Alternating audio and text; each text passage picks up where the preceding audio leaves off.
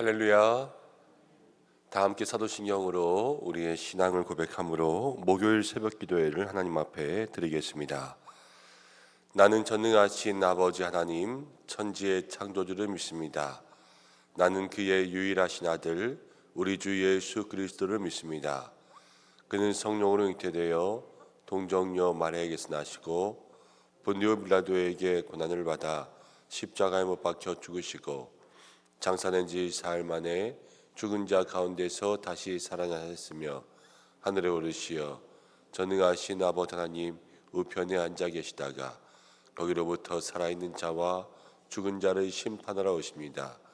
나는 성령을 믿으며 거룩한 공교회와 성도의 교제와 죄를 용서받는 것과 몸의 부활과 영생을 믿습니다. 아멘. 찬송가 365장 365장입니다.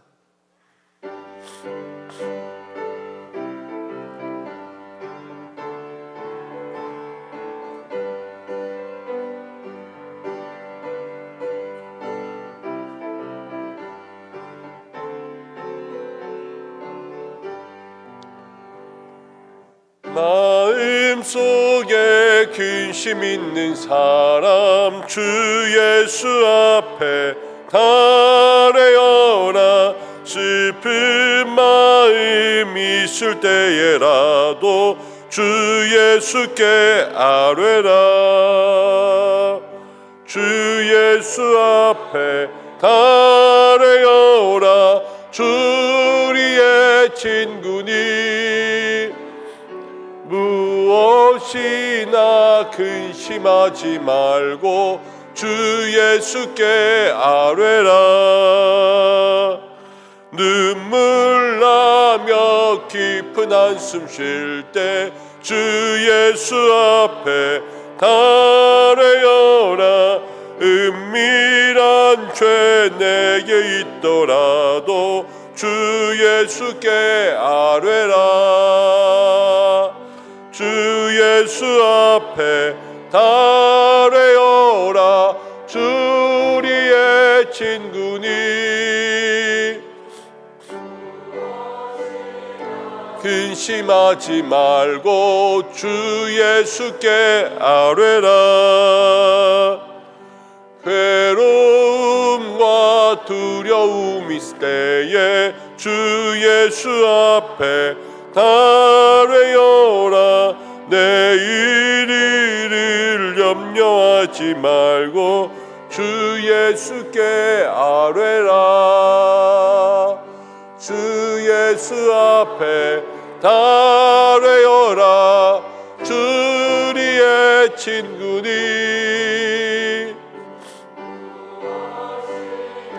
근심하지 말고 주 예수께 아뢰라. 죽음 앞에 겁을 내는 자여 주 예수 앞에 달래어라. 하늘나라 바라보는 자여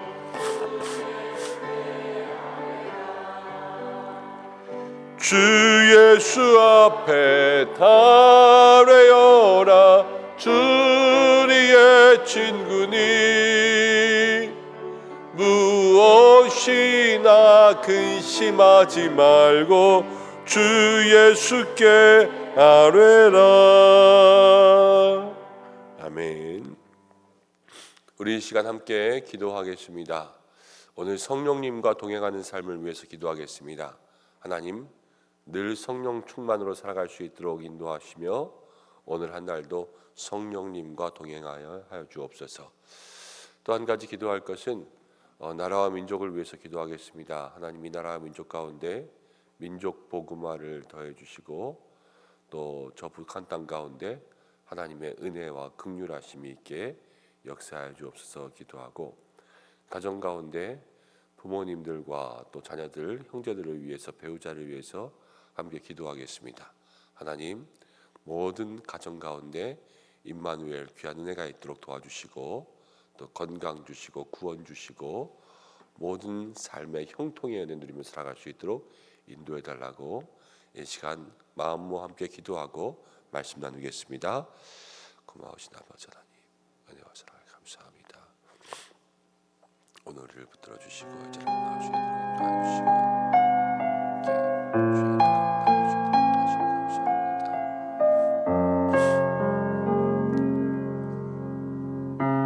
한 말씀 은혜 가운데 있습니다. 모든 성도들 붙잡아 주셔서 이 한 달의 삶도 주님과 동행하며 살아갈 수 있도록 주여 인도하여 주시기를 간절히 나오니 한 사람 한 사람 붙들어 주시고 주여 귀한 믿음의 삶 누리게 하여 주시옵소서.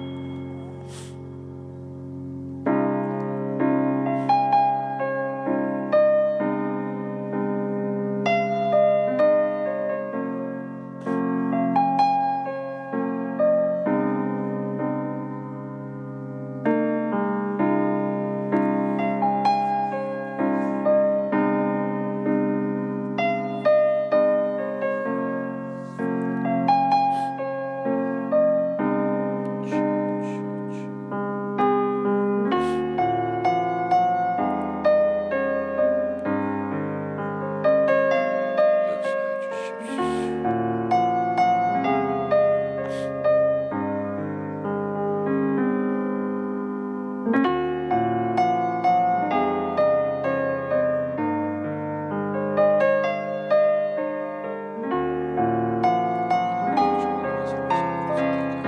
주시옵소서.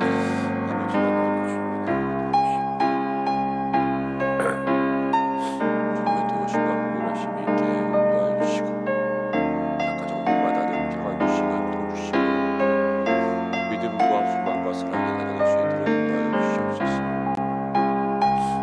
성령님 이 나라 민족 가운데 함께 하시며 우리 모든 믿음의 성도들의 마음 가운데 주여 함께하여 주시옵소서. 주여 함께하여 주시옵소서. 예수.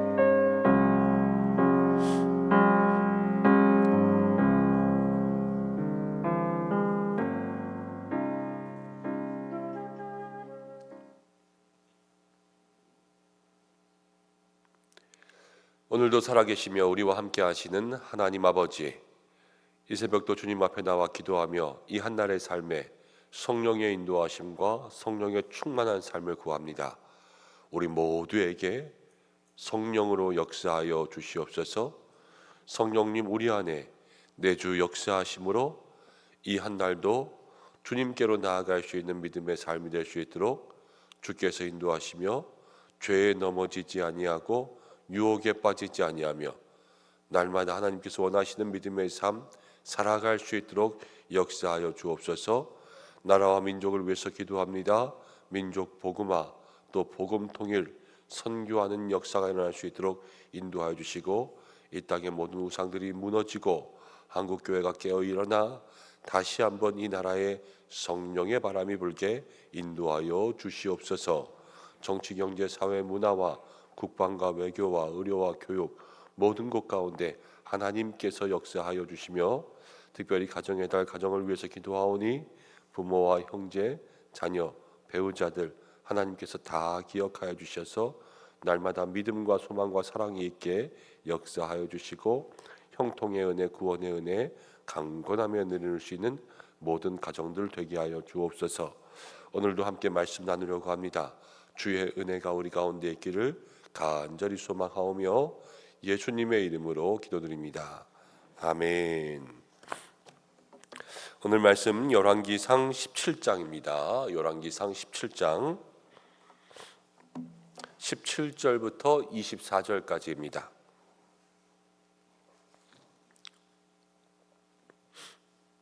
열왕기상 17장 17절부터 24절 한 절씩 교독으로 봉독하겠습니다. 이르에 그 집주인 되는 여인의 아들이 병들어 증세가 심히 위중하다가 숨이 끊어진지라.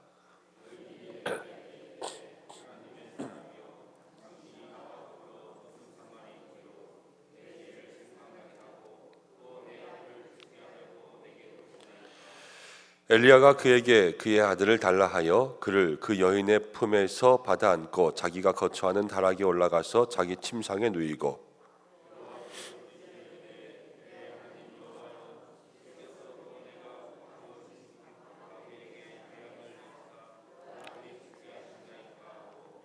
그 아이 위에 몸을 3번 펴서 엎드리고 여호와께서 부르짖어 이르되 내 하나님 여호와여 원하건대 이 아이의 혼으로 그의 몸에 돌아오게 하옵소서 하니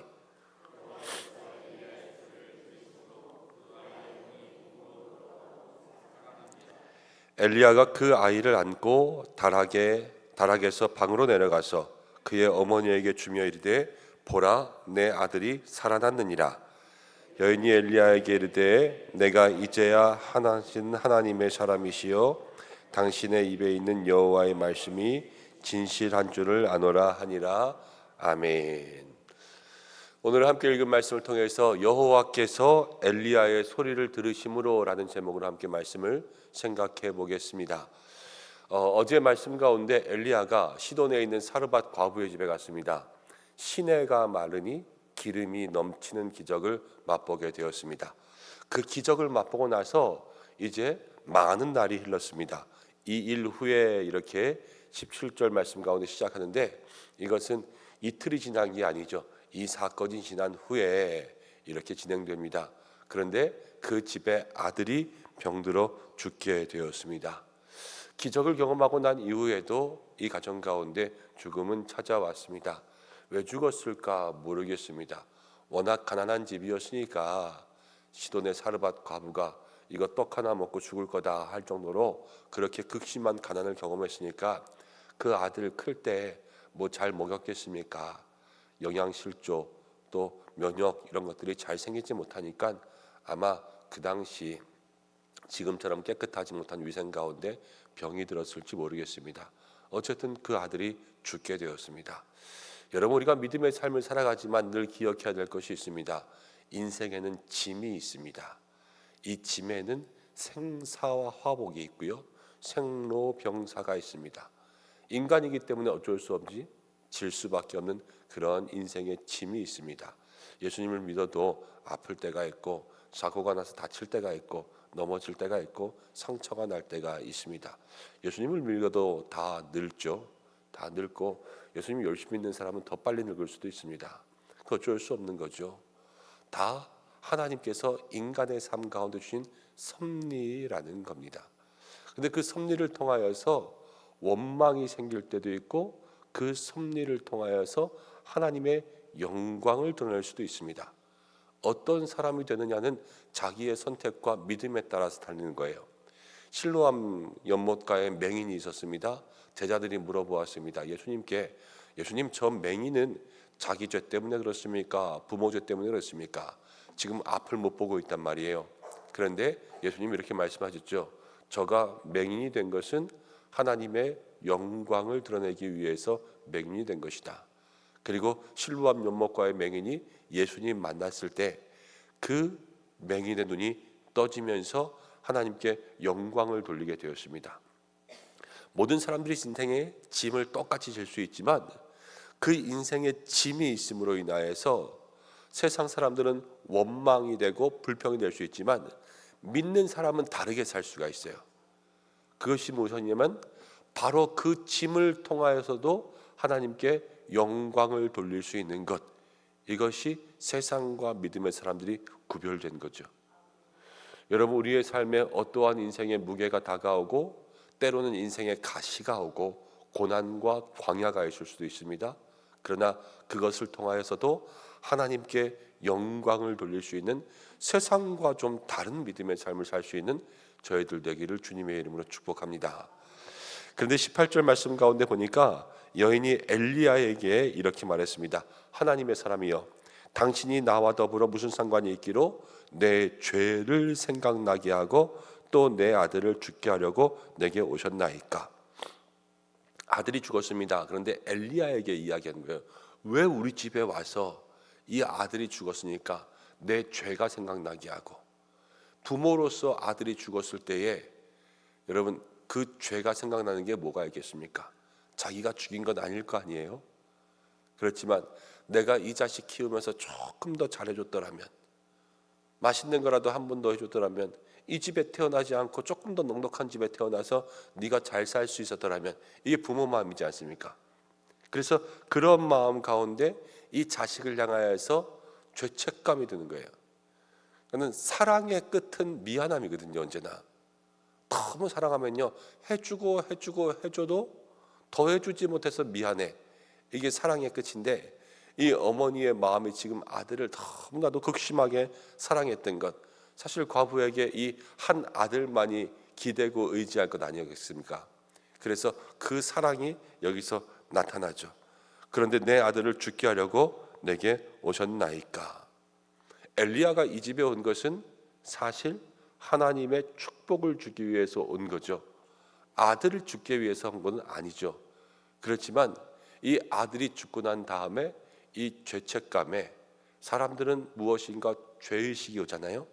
그럼 이 죄의식을 벗어나고 싶은 생각이 들거든요. 내가 뭐 잘못한 게 있잖아요. 그럼 잘못했다는 생각을 벗어나게 하고 싶은 생각이 있잖아요. 그럼 심리적으로 어떤 마음이 드냐면요, 뭔가 핑계할 걸 찾게 되어 있어요. 작은 거라도. 우리가 길을 가다가 발 앞에 돌뿌리에 걸려서 툭 넘어지면 자기가 걸려서 넘어졌잖아요. 근데 일어나서 괜히 돌뿌리를 차면서 왜 여기 있어? 이러는 게 사람의 마음이란 말이에요. 그러니까 늘 모든 일 가운데 이 모든 일어나는 현상들을 제대로 보지 못하면 거기서 원망과 시비가 일어날 수 있는 경우가 너무나도 많습니다. 나에게 어떤 일이 다가올 때 그것을 믿음의 눈으로 잘 보지 못하면 그 속에서 나도 불평과 불만이 있을 수 있겠구나, 이것을 늘 생각하면서 받은 은혜, 지금 기름이 넘쳤던 은혜는 온데간데 없어지고 엘리야에게 원망이 쏟아지고 있는 상황을 보면서 우리의 마음이 서운함 때문에 아니면 아쉬움 때문에 죄책감 때문에 은혜를 까먹고 원망으로 바뀌지 않게 그렇게 기도할 수 있는 여러분들 되시기를 바랍니다. 그런데 엘리야가 이제 그 아들을 데리고, 죽은 아들을 데리고 자기의 거처하는 다락에 올라가서 침상에 누웠습니다. 그리고 하나님께 부르짖는 거예요. 하나님, 내가 와서 이 아들 죽었다고 하는데 하나님 살려주십시오. 그러면서 오늘 말씀 가운데 보면 그 아이 위에 몸을 3번 엎드렸습니다. 그러면서 이 아이의 영혼이 돌아오게 하옵소서 기도했습니다. 근데 22절에 여호와께서 엘리야의 소리를 들으심으로 그 아이의 혼이 몸으로 돌아오고 살아났다 그랬습니다. 아이가 살아나는 기적이 이 가정 가운데 또 임한 거죠. 여러분, 아이가 살아났습니다. 이 아이가 죽은 것도 하나님의 영광을 위한 일이 된 줄로 믿습니다. 그러니까 모든 사건이요, 하나님의 영광이 될 수가 있어요. 어쩔 수 없는 일까지도 믿음으로 그 일들을 바라보게 되면 하나님의 영광이 될 수 있습니다. 때로는 내가 아파도 하나님의 영광, 때로는 내가 망해도 하나님의 영광, 때로는 어쩔 때는 싸워도 하나님의 영광, 우리의 삶에 힘들고 어려운 일이 있어도 하나님의 영광으로 쓰임받을 수 있는 것은요, 우리가 늘 믿음 안에서 하나님께 부르짖고 간구하고 기도하는 삶이 될 때 하나님은 어떻게든 사용하시는 줄로 믿습니다. 여러분, 아이가 살아났어요? 한번 생각해 보세요. 아이가 살아난 이유가 뭘까? 1번, 엄마가 엘리야를 원망해서. 2번, 엘리야가 아이를 다락방에 데리고 가서. 3번, 엘리야가 그 아이 위에 3번, 완전수라 그러잖아요. 3번을 엎드려서. 4번, 하나님이 엘리야의 소리를 들으심으로. 몇 번째예요? 4번이잖아요. 원망해서 아이가 살아나지 않아요. 다락에 들어갔다고 아이가 살아나지 않아요. 3번 아니요, 300번을 엎드려 봐요. 아이가 살아나나. 아이가 살아나는 이유는 여호와께서 엘리야의 소리를 들으시니까 살아나는 거예요. 하나님의 사람이 되고 하나님의 사람의 기도를 들으시니까 거기에 기적이 일어나는 거죠. 여러분, 우리도 인생에 많은 문제들을 만날 때가 있지만 원망한다고 문제가 해결되지 않습니다. 장소를 옮긴다고 문제가 해결되지 않습니다. 거기에 3번을 엎드리든 500번을 엎드리든 우리가 인간적으로 무슨 일을 한다고 그 문제가 해결되지 않습니다. 문제가 해결되는 방법은 오직 한 가지, 하나님이 우리의 소리를 들으시면 거기서부터 문제가 해결될 줄로 믿습니다. 이것을 기억하고 오늘도 엘리야가 하나님께 부르짖었죠. 우리도 주님 앞에 간절한 마음으로 부르짖음의 기도를 드릴 수 있는 저와 여러분들 되실 때에 하나님께서 우리의 문제를 통하여서도 영광을 누리게 하실 줄로 믿습니다. 이제 엘리야가 그 아이에게 그 어머니에게 아이를 주면서 아들이 살아있다 그랬습니다. 24절 여인이 엘리야에게 이르되 내가 이제야 당신은 하나님의 사람이시요 당신의 입에 있는 여호와의 말씀이 진실한 줄을 아노라 이렇게 이야기했습니다. 요 구절만 보면 아멘이죠. 그래서 많은 성경 주석 아니면 이런 책들을 보면은 하나님의 은혜를 경험하고 진실로 하나님을 찬양했다 이렇게 이야기하는 책들도 많이 있습니다. 그래서 우리도 이런 고백을 할 수 있는 그런 여인이 되자 이렇게 이야기하는 글들이 참 많이 있는데 여러분들도 선택해서 들으세요. 저는 개인적으로 이런 사람 싫어요. 개인적으로 이런 사람 너무 싫어요. 너무 싫어. 이런 사람 되지 않았으면 좋겠습니다. 왜냐하면 제가 생각할 땐 이건 큰 믿음이 아니에요. 물이 조금 있으면요 금방 끓어요. 그리고 조금 있으면 금방 식어요. 그래서 들쑥날쑥해요. 뭐 하나 있으면 와 그러고 뭐 하나 있으면 와 그러고. 물론 이 여인이 큰 일을 당하긴 했어요. 그렇지만 금방 원망하고 금방 찬양하고 금방 원망하고 금방 찬양하고 이게 큰 믿음이 아니거든요. 바다는 금방 줄지도 않고 금방 늘지도 않잖아요. 그렇지만 그 깊은 가운데 언제나 한결같음을 유지하지 않습니까? 사람의 믿음이 저는 좀 그랬으면 좋겠어요.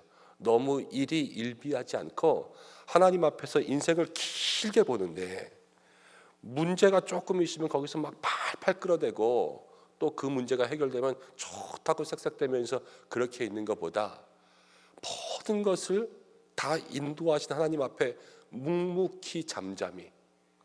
그래서 홍해가 갈라질 때도 이스라엘 백성 전쟁에 나갈 때도 오늘 너희는 가만히 있어. 하나님께서 너희를 구원하시는 것을 보라 그랬잖아요.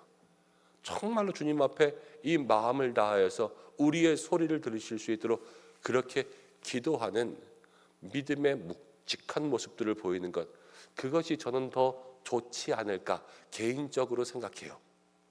그래서 오늘 말씀 가운데 볼 때 여러분들이 이 과부의 여인을 보면서 내가 진실로 당신은 하나님의 사람이다.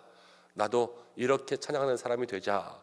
이렇게 마음속으로 생각하신다면 그렇게 기도하시고, 아니면 저처럼 나는 이런 믿음 너무 아닌 것 같아. 나는 하나님 앞에 그냥 깊이 있어서 변하지 않고 한결같은 사시사철 푸른 소나무처럼 하나님 그렇게 기도했으면 좋겠습니다 하는 마음이 드시걸랑 그렇게 기도하셔서 여러분이 하나님 앞에 하나님께서 여러분들 보시기에 좋아하시는 그러한 믿음의 모습으로 살아갈 수 있도록 기도하는 여러분들 되시기를 바랍니다. 오늘 말씀을 정리해 보면 그렇죠. 인생의 많은 문제들, 그러나 그 문제들을 통하여서도 영광을 돌릴 수 있다. 문제를 만났을 때 우리의 삶의 그 문제 때문에 마음의 원망이 되지 않게, 서운함이 되지 않게, 여기저기 핑계대면서 다른 사람 피해주지 않게 그렇게 살아가야 되는 것이고, 오늘 이 문제가 다 해결된 것은 수많은 사건들이 있었지만 이유는 한 가지였어요. 여호와께서 엘리야의 소리를 들으심으로. 하나님께서 여러분들의 소리를 듣는 믿음의 삶이 되시기를 축복합니다. 그리고 이 사르밧 과부의 삶을 보면서 어떤 믿음의 모습이 될 것인가, 저는 제가 그렇게 묵상한 게 있으니까 말씀드렸고, 또 우리 성도님들은 각자의 삶 가운데 나오는 묵상들이 있겠죠. 그것을 가지고 함께 기도하며 나아갈 수 있는 믿음의 삶이 되시기를 주님의 이름으로 축복합니다. 함께 기도하겠습니다. 고마우신 아버지 하나님, 은혜와 사랑을 감사합니다. 오늘 저희들 주님 앞에 나와서 또 함께 이 새벽 기적의 말씀을 보았습니다. 인생에 많은 문제 있지만 우리들의 문제를 통하여서 하나님께 영광 되기를 간절히 소망합니다. 하나님, 어쩔 수 없는 삶의 문제들 가지고 살아가지만 그 속에서 원망하거나 서운하거나 핑계대거나 남을 힘들게 하지 않게 주께서 우리를 붙들어 주시고, 오직 오늘 문제의 해결은 여호와께서 엘리야의 소리를 들어주셨으니 주님, 오늘 이 새벽 우리의 소리를 들어 주시옵소서. 간절히 기도하는 마음들마다 역사하셔서 그 마음의 간구를 들어 주시옵소서.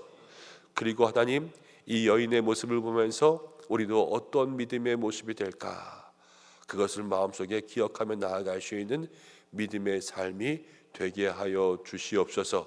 이 한날도 주님 지켜주시고 모든 눈물의 기도 가운데 응답하여 주시며 가정과 일터마다 함께하여 주시며 우리 성도들 건강케 하시고 특별히 환우들을 기억하셔서 아픈 모든 부위마다 치료의 광선 비추어 주셔서 오늘도 일으켜 주시고 어디에서 무엇을 하든지 좋은 사람 만나게 하시고 형통케 하시고 은혜가 더하여 넘치게 하시고 늘 정직하고 성실하고 또 거룩하고 성결하게 하나님 앞에서 살아갈 수 있는 우리 은성의 성도들 되게 하여 주셔서 세상 가운데 소금과 빛 되고 하나님의 자녀가 되는 권세로 살아갈 수 있도록 도와주시고 이 한 주도 좁은 문으로 들어갈 수 있는 우리들의 믿음 되게 역사하여 주시옵소서. 모든 영광 주님께 올려드리오며 예수님의 이름으로 기도드립니다. 아멘. 주님이 가르치신 대로 예배를 마치겠습니다. 하늘에 계신 우리 아버지, 아버지의 이름을 거룩하게 하시며 아버지의 나라가 오게 하시며 아버지의 뜻이 하늘에서와 같이 땅에서도 이루어지게 하소서. 오늘 우리에게 일용할 양식을 주시고 우리가 우리에게 잘못한 사람을 용서해 준 것 같이 우리 죄를 용서해 주시고 우리를 시험에 빠지지 않게 하시고 악에서 구하소서. 나라와 권능과 영광이 영원히 아버지의 것입니다. 아멘. 오늘 함께 말씀을 생각하면서 우리의 믿음 위해서 기도하고, 오늘은 목요일입니다. 가정을 위해서 기도하고 배우자를 위해서 기도하고 자녀들을 위해서 함께 기도하겠습니다. 각자의 기도의 제목으로 기도하시다가 자유롭게 하시기 바랍니다. 다 함께 주여 한번 외치고 기도하겠습니다. 주여!